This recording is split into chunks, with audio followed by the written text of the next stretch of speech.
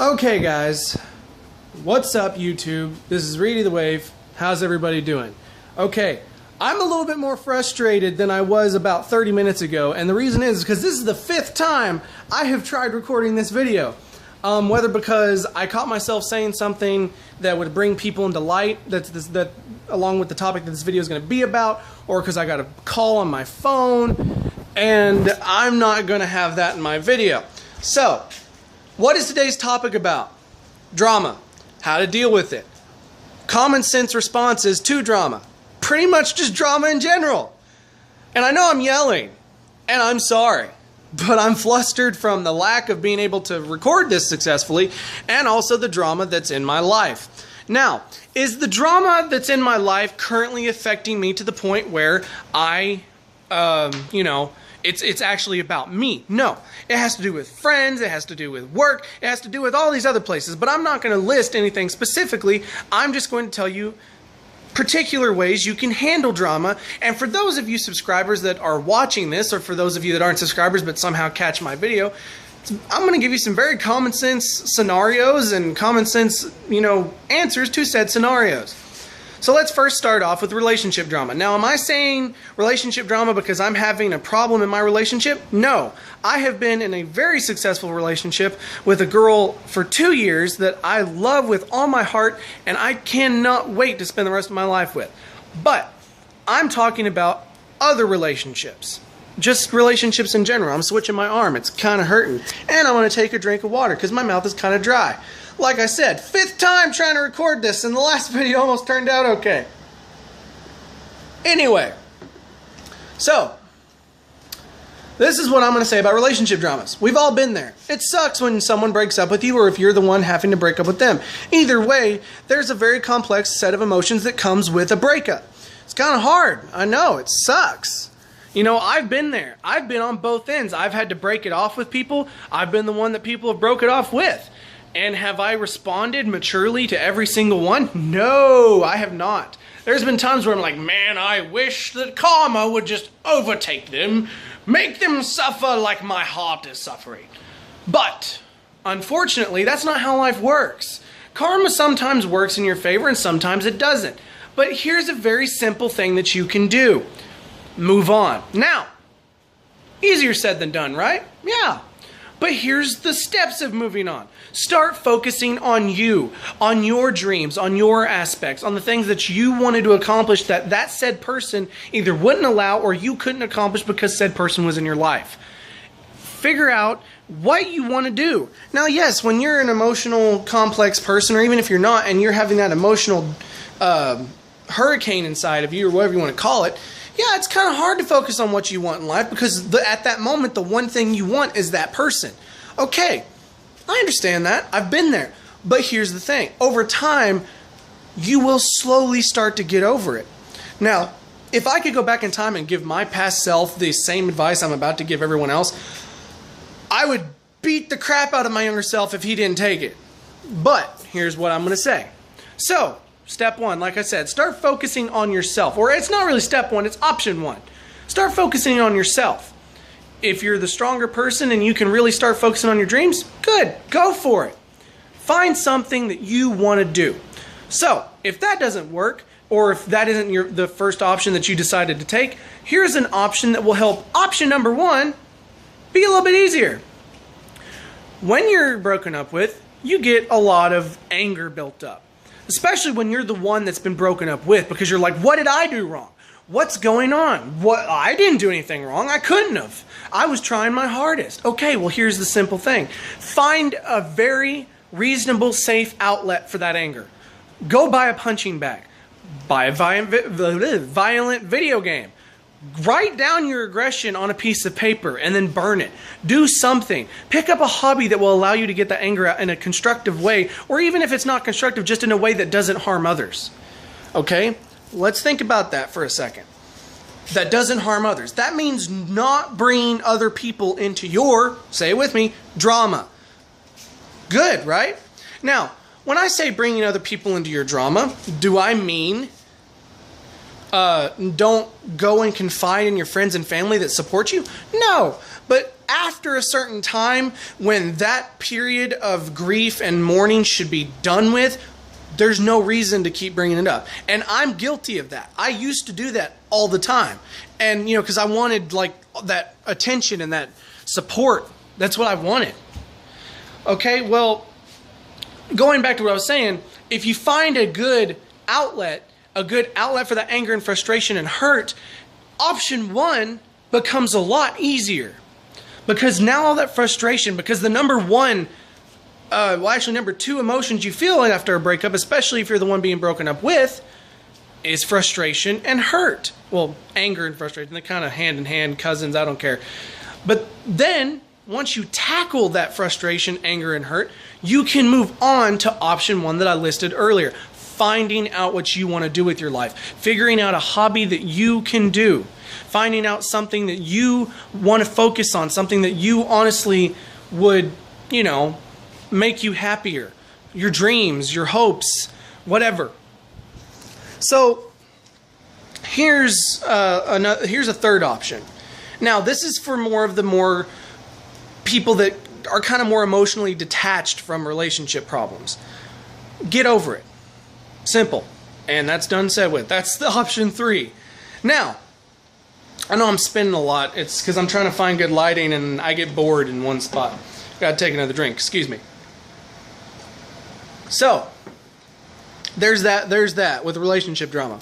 Now then, there's one more, and I almost forgot it. I'm glad I reminded myself. There's one more thing that you do, despite whether you're the one being broken up with, or if you're the one that did the breaking up.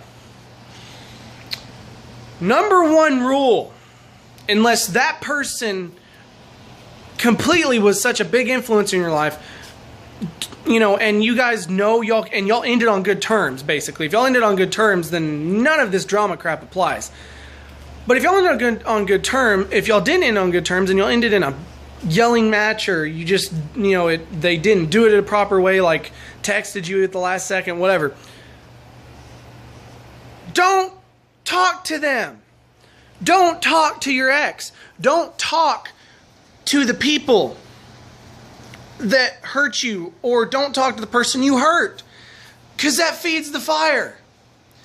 And then another point that I know that I just remembered, and I'm sorry if I'm just now thinking of it, and I thought I was done with the relationship section of this, is whenever you have these issues, don't go to social media.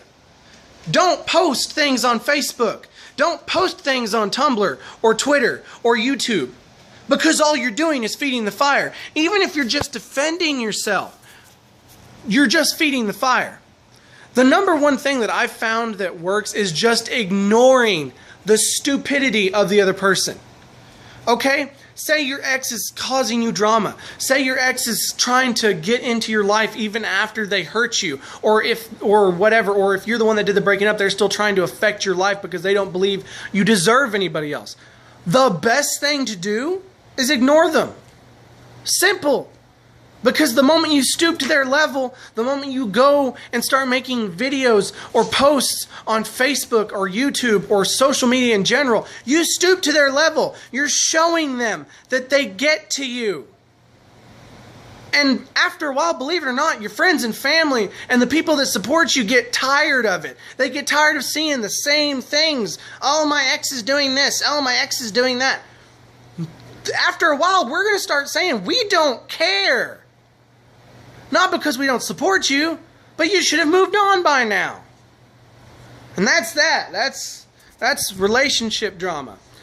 Now, before I continue on to the next section, let me just say this. There is going to be no opening or intro or outro for this video, because it's a very serious topic. Not that my other videos that have the outros and intros or whatever aren't serious. It's just, this is me more actually taking my aggravation, and yes, I'm causing drama.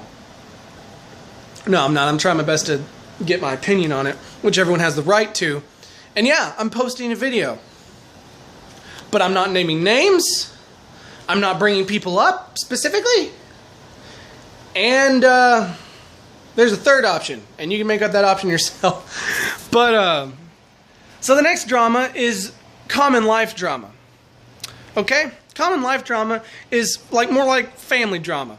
Family drama that usually, you know, goes on at home, and you know, the people that usually support you in relationship drama, this is the half of the people that usually do.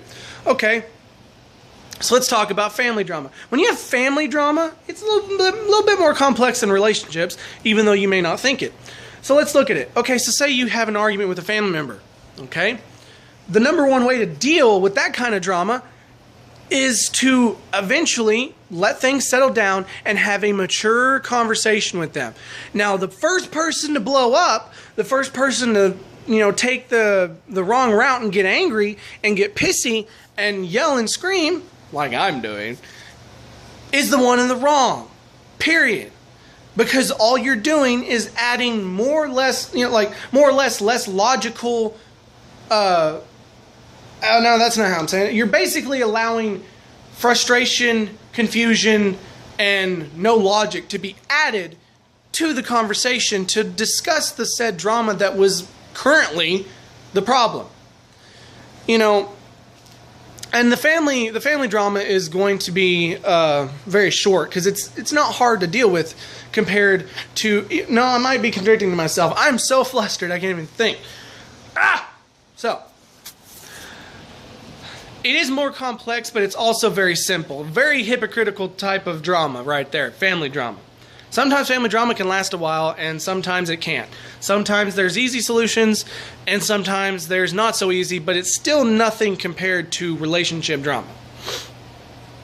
But, moving on to the next section of drama, and I know, short little section there, but this one is going to probably almost rival the relationship. Friendship drama. Now let's look at that. Friendship drama. Very simple options to deal with friendship drama. If someone's your friend, we all make mistakes, but if someone's your friend and they're continually bringing you into drama, whether because they say you need to support them or because they just want attention, guess what? They're not a real friend. Plain and simple. They're not. They're not your real friend. A real friend wouldn't constantly be dragging you into drama. Now everyone says, oh, if you have a friend, you need to stick up for him. You need to be there for him. Okay, if that's true, let me just say this. Let's look at this in a battle situation, right? Kind of a stupid analogy, but it's something that just popped in my head. Say you were in a battle back in the medieval times. You and your friend have gone through thick and thin together. You guys are constantly by each other on the battlefield. You haven't been injured once. You've watched each other's backs, and you've stuck it out with them. Well, then peace arrives. There's no need for war. You and your friend and you have been invited or have been allowed to be a part of the new ruling system, and y'all go to peace meetings and all that wonderful crap. But then your friend, at every single meeting, suddenly starts crap with everyone. Well, this needs to be this way, and I don't like your face. I'm going to take my sword out. I'm going to chop your head off. And then they look to you to support you, even though the more reasonable option was to handle things peacefully and talk, rather than with battle and war and violence. Okay? Stupid, nerdy analogy, but it's very, very simple. Do you support the friend through every single thing that they do, regardless if it's wrong or right, or do you do the right thing and stand up for what's right and what causes less drama? Now, sometimes the drama is called for. Now, I know, completely contradicting what this whole video is about. Dealing with drama or allowing it not to control you or something like that. I don't know what the fucking point is anymore. I do. I'm just kind of getting flustered again. But here's my thing.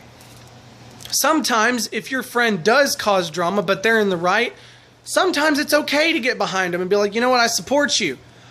But you don't have to support them 100%.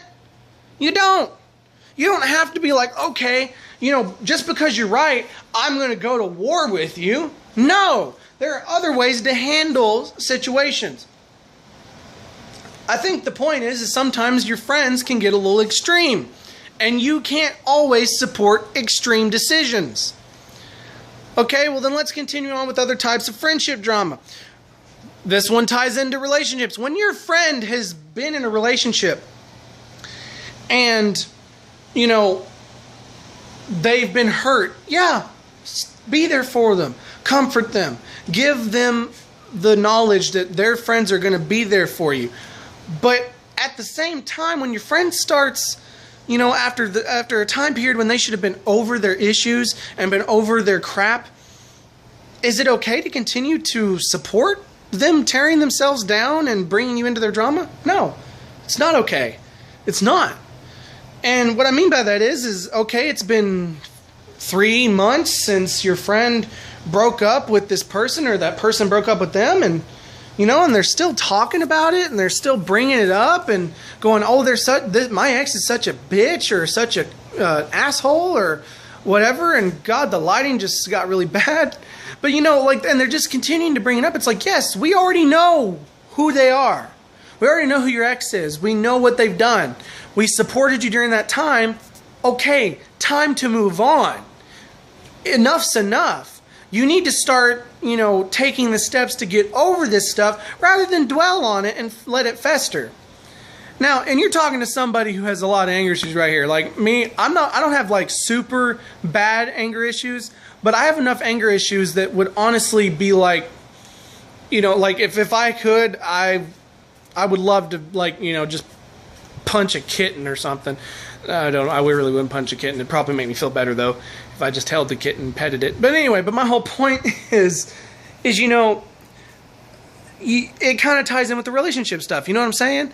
Like, you don't need to constantly support the person on them bringing the same drama up that should have been done with, you know, weeks ago or months ago. Now, another type of friendship drama is when two friends of yours are fighting. Now, if two friends of yours are fighting, who do you side with? Who's right? Who's wrong? It's very simple. You don't side with anybody. It's between them.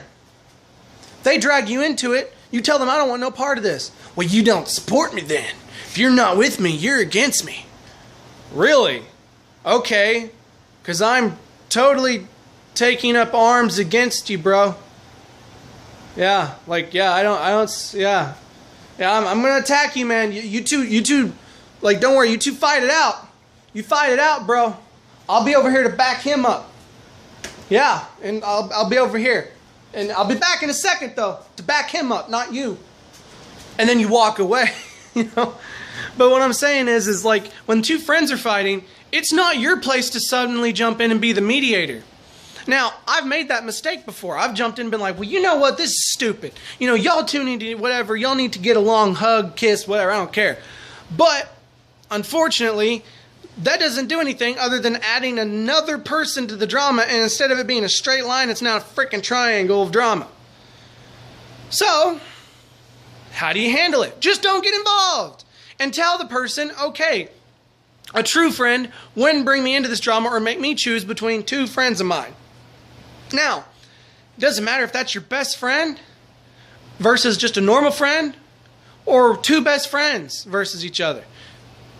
If they're going to try to drag you into it, then you flat out tell them, and you get right in front of them and you put down all the cards on the table and say, true friends wouldn't bring a third party into their argument. It doesn't matter who's right and wrong when it comes to that third person, because then they're both in the wrong. Anyway, so that's friendship drama, and it lasted a little bit longer than marriage. Family drama. And it didn't last as long as the relationship drama, but it kind of tied in just a little bit on that one particular topic. Now, I'm going to tell you something a little bit about me before I leave this video, because I got to start getting ready to go play D&D. That's right, I play Dungeons & Dragons. I'm a nerd. I don't care. I'm going to drink a little bit more of this water. Here here's some more things I'm going to say. I'm a very understanding person. I listen to people's problems all the time. For some reason, my friends, people that I don't know, have been drawn to talk to me about their problems. Now, am I complaining about it? No. I love people coming to me and telling me what's on their mind, telling me what's going on, what's wrong, what's going on in your life, like how can I help, what advice can I give you, what kind of comfort can I provide.